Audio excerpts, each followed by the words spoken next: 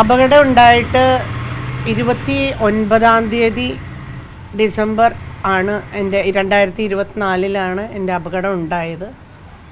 അപകടം ഉണ്ടായിട്ട് ഒരു വർഷത്തിന് ശേഷവും ഇതുമായിട്ട് ബന്ധപ്പെട്ട് ഒരാളുകൾ പോലും ഇത് ഉത്തരവാദിത്തം ഏറ്റെടുത്ത് അവരാണിത് അവരുടെ വീഴ്ചയാണെന്ന് കണ്ടെത്തിയിട്ടില്ല എന്നുള്ളത് വളരെ വേദനയോടുകൂടി തന്നെയാണ് ഞാൻ ഓർക്കുന്നത്. ഞാൻ 2 പ്രാവശ്യം GCDAയിൽ അവിടെ മീറ്റിംഗ് കൂടിക്കഴിഞ്ഞ് കഴിഞ്ഞപ്പോൾ കമ്മിറ്റി വിളിച്ചു കഴിഞ്ഞപ്പോൾ എന്നെ കഴിഞ്ഞ 2 പ്രാവശ്യം മാത്രമേ വിളിച്ചിട്ടുള്ളൂ.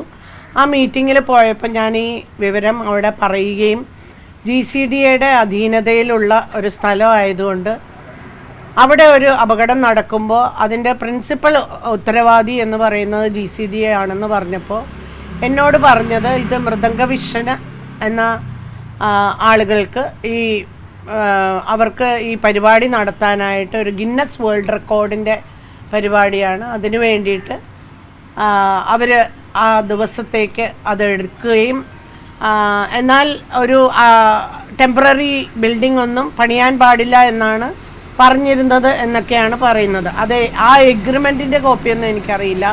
എന്നിരുന്നാലും അത് ഉത്തരവാദിത്തപ്പെട്ടവർ നോക്കേണ്ടതായിരുന്നു. അതേപോലെ അതിൻ്റെ എൻജിനീയേഴ്സ് അത് പരിശോധന നടത്തേണ്ടതായിരുന്നു. ഇവർ പറയുന്നത് രാത്രി പെട്ടെന്ന് ഈ ഒരു ടെമ്പററി ബിൽഡിംഗ് പണിതു, അങ്ങനെ ഒരു ടെമ്പററി സ്റ്റേജ് അവിടെ നിർമ്മിച്ചിട്ട് അവിടെയാണ് ഈ പരിപാടി നടത്തിയതെന്നാണ്. എൻ്റെ ഭാഗത്ത് ഞാൻ ഒരു കോമ്പൻസേഷൻ ആവശ്യപ്പെട്ടതിൻ്റെ മൂല കാരണം ഇതിന് ഉത്തരവാദികൾ ആരെന്ന് പോലും കണ്ടെത്താൻ കഴിഞ്ഞിട്ടില്ല ഈ ഒരു വർഷം കഴിഞ്ഞിട്ടും എന്നുള്ളത് പറയുമ്പോൾ ഈ നാട്ടിൽ നടക്കുന്ന ഇതുപോലെ ഒട്ടനവധി കാര്യങ്ങൾ നടക്കുന്നുണ്ട്. പലപ്പോഴും പല കാര്യങ്ങളും ആളുകൾ വീഴ്ച ഇതുപോലെ ഇപ്പോൾ ഇന്നലെ നമ്മൾക്ക് ബ്രോഡ്വേയിൽ തീപിടുത്തം ഉണ്ടായി. ഇതൊക്കെ നമ്മൾ സുരക്ഷയെ മുൻനിർത്തിയാണ് പ്രവർത്തനങ്ങൾ നടത്തേണ്ടത് എന്നുള്ളത് കൂടി ഊട്ടി ഉറപ്പിക്കാൻ വേണ്ടിയിട്ടാണ് ഞാൻ ഒരു കോമ്പൻസേഷൻ ആവശ്യപ്പെട്ട് ഇതിനായിട്ട് നീങ്ങുന്നത്.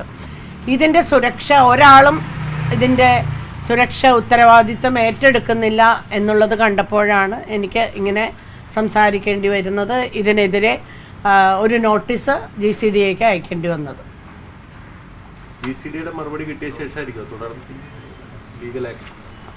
GCDAയുടെ ഓറലി ഞാൻ പറഞ്ഞല്ലോ, മിനിറ്റ്സിലുണ്ട്. മീറ്റിങ്ങിൽ ഞാൻ പറഞ്ഞു കഴിഞ്ഞപ്പോൾ പറഞ്ഞത് ഇവർ സമൻസ് അയക്കാനായിട്ട് ഈ മൃദംഗവിഷൻ അയച്ചപ്പോൾ അവരത് കൈപ്പറ്റിയിട്ടില്ല എന്നാണ് പറഞ്ഞത്.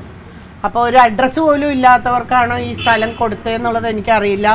ഒരു ക്രെഡിബിലിറ്റിയും, അതായത് ഇതിൽ മുൻപരിചയമുള്ളവർക്കാണോ ഈ സ്ഥലം കൊടുത്തതെന്നുള്ളത് അറിയില്ല. അപ്പോൾ എന്ത് മാനദണ്ഡം ഉപയോഗിച്ചാണ് ഒരു കൂട്ടർക്ക് ഈ സ്ഥലം വാടകയ്ക്ക് കൊടുക്കണേ? ഈ GCDA എന്ന് പറയുന്നത് നമ്മൾ കളികൾ നടത്താൻ വേണ്ടിയിട്ടുള്ള സ്ഥലമാണ്.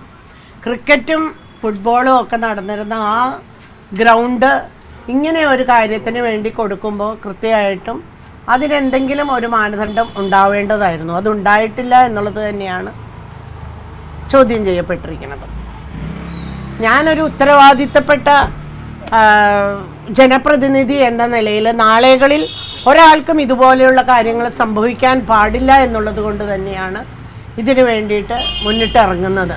നാളുകളിൽ സാധാരണക്കാരായ ഒരാൾക്ക് എന്തെങ്കിലും സംഭവിച്ചു കഴിഞ്ഞാൽ, ഒരു ഗവൺമെൻറ്റിൻ്റെ വീഴ്ച കൊണ്ട് ഇങ്ങനെ സംഭവിച്ചു കഴിഞ്ഞാൽ മിണ്ടാണ്ടിരിക്കുക എന്ന് പറയുന്നത് ശരിയല്ല.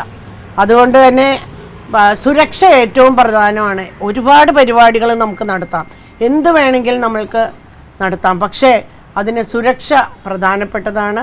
ഈ പരിപാടിയിൽ മന്ത്രി അടക്കം വന്നിരിക്കുന്ന പരിപാടിയാണ്, ഒരുപാട് ഗസ്റ്റുകളൊക്കെ ഉള്ള പരിപാടിയാണ്. ഇതെനിക്കല്ലെങ്കിൽ മറ്റൊരാൾക്ക് വന്ന് ചേരേണ്ട ഒരു കാര്യമായിരുന്നു. അതെനിക്ക് സംഭവിച്ചു എന്നുള്ളത് ഞാൻ ഓർക്കുന്നത്. അന്നേ ഞാൻ പറഞ്ഞിരുന്നു, അന്ന് പൂക്കളൊക്കെ കൊണ്ട് സാധാരണ സ്വാഗതം പറയുമ്പോൾ ചെറിയ കുട്ടികളെയൊക്കെ വിടാറുണ്ട്. അങ്ങനെ വല്ല കുട്ടികൾക്കുമാണ് അപകടം വന്നിരുന്നെങ്കിൽ ചിലപ്പം ഇതൊന്നും ഇങ്ങനെ പോലും അറിയില്ല. ഇതിപ്പോൾ എനിക്ക് MLA എന്ന നിലയ്ക്ക്, ഇവിടെയുള്ള ആളെന്ന നിലയ്ക്ക് ആളുകളെല്ലാം അറിഞ്ഞു. അതിനെപ്പറ്റി പുറകിലോട്ട് പോയി എനിക്കെന്ത് സംഭവിച്ചു നിങ്ങൾക്കൊക്കെ അറിയാം. ഒരു വർഷം മുമ്പ് നടന്ന, അതിനുശേഷം എത്ര നാൾ കഴിഞ്ഞിട്ടാണ് ഞാൻ പുറത്തേക്ക് ഇറങ്ങിയതെന്നും നിങ്ങളെല്ലാവരും അവിടെയെല്ലാം വന്ന് കണ്ടിട്ടുള്ളവരാണ്. അതുകൊണ്ട് അത്തരം കാര്യങ്ങൾ ഒരു സിറ്റിസണ് പോലും ഇങ്ങനെ ഉണ്ടാവാൻ പാടില്ല എന്നുള്ളത് മുൻനിർത്തിയാണ് ഞാൻ ഈ കംപ്ലൈൻറ്റ് അയച്ചിരിക്കുന്നത്.